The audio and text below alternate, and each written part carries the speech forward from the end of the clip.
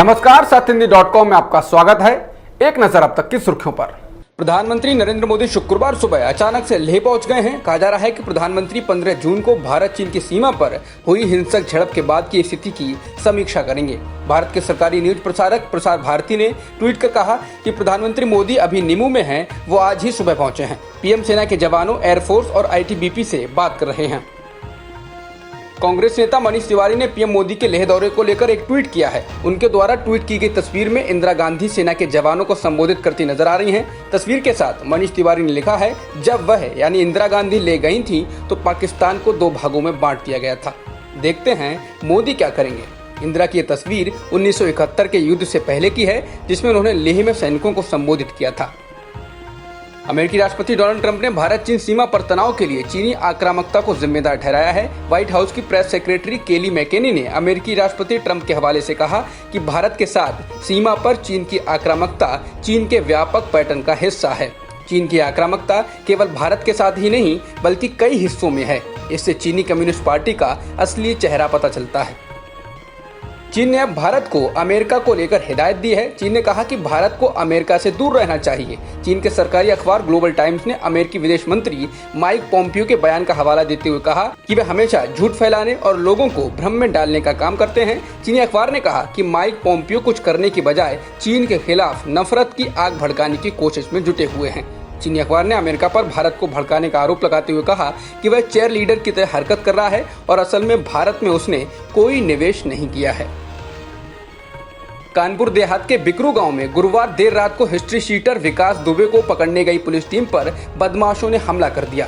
इसमें 8 पुलिसकर्मी शहीद हो गए। पुलिस के गांव में पहुंचने से पहले ही बदमाशों ने रास्ते में जेसीबी लगा दी थी। पुलिस ने कहा कि विकास दुबे को गिरफ्तार करने के लिए भारी संख्या में पुलिसकर्मी बिकरू गांव में पहुंचे थे, लेकिन बदमाशों ने पूरी योजना के साथ पुलिस को घेर कर उन पर फायरिंग शुरू कर दी।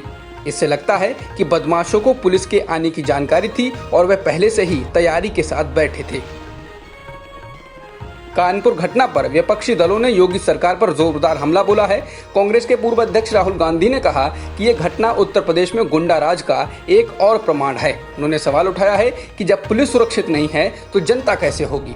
राहुल ने शहीदों के परिजनों के प्रति संवेदना व्यक्त की है और घायलों के जल्द स्वस्थ होने की कामना की है।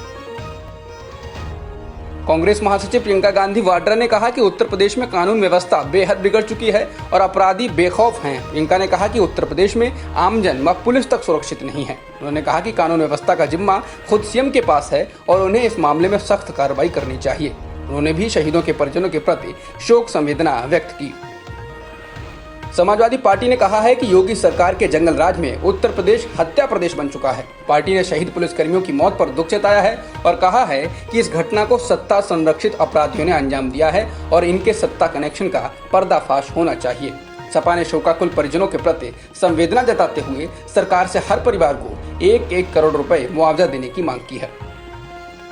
यूपी में डीजी रैंक से रिटायर्ड बलराज भल्ला ने कानपुर मुठभेड़ पर कहा है कि यह हमारी लाचार आपराधिक न्याय प्रणाली का एक नमूना है, जिसमें अपराधियों को संरक्षण मिल जाता है और आम आदमी इसी कानून द्वारा प्रताड़ित किया जाता है। उन्होंने कहा कि अगर इस पुराने और लाचार सिस्टम में बदलाव नहीं किया गया तो आगे भी ऐसी घटनाएं होती रहेंगी। उन्होंने कहा कि इसमें पुलिस का भी मनोबल कमजोर होता है। हिंदी फिल्म जगत की मशहूर कोरियोग्राफर सरोज खान का निधन हो गया है। 71 साल की थी। सरोज खान पिछले कुछ समय से बीमार चल रही थी। 20 जून को सांस लेने की तकलीफ के बाद उन्हें मुंबई में बांद्रा स्थित गुरु नानक अस्पताल में भर्ती कराया गया था। समाचार एजेंसी एएनआई के अनुसार वहीं कल देर रात उन्हें कार्डियक अरेस्ट हुआ। भारत में पिछले 24 घंटों में कोरोना संक्रमण के 20,903 मामले दर्ज किए गए हैं। रोजाना दर्ज किए जाने वाले मामलों की संख्या के लिहाज से ये अब तक का सबसे बड़ा रिकॉर्ड है। इसी के साथ कोरोना संक्रमण के कुल मामलों की संख्या 6,25,000 से ज्यादा हो गई है, जिनमें से एक्टिव केस 2,27,000 से अधिक हैं और मरने वालों का आंकड़ा 18,213 हो गया है।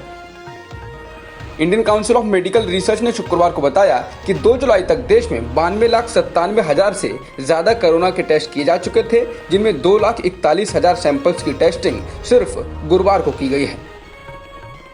जॉन्स हॉपकिंस यूनिवर्सिटी के अनुसार दुनिया में कोरोना संक्रमण के मामले 1 करोड़ 8 लाख को पार कर चुके हैं और मरने वालों का आंकड़ा 5,21,000 से अधिक हो चुका है। गुरुवार को अमेरिका में कोरोना संक्रमण के 55,000 नए मामले रिपोर्ट किए गए हैं। समाचार एजेंसी रॉयटर्स के मुताबिक अमेरिका में कोरोना संक्रमण के रोज दर्ज किए जाने वाले आंकड़ों के लिहाज से ये अब तक के सबसे बड़े आंकड़े हैं। इसके बाद अमेरिका में संक्रमण के मामले 27,40,000 के करीब हो गए और मरने वालों का आंकड़ा 1,28,000 से अधिक हो चुका है। अब तक की खबरों में बस इतना ही। बाकी खबरों के लिए बने रहिए सत्यहिंदी.com के साथ।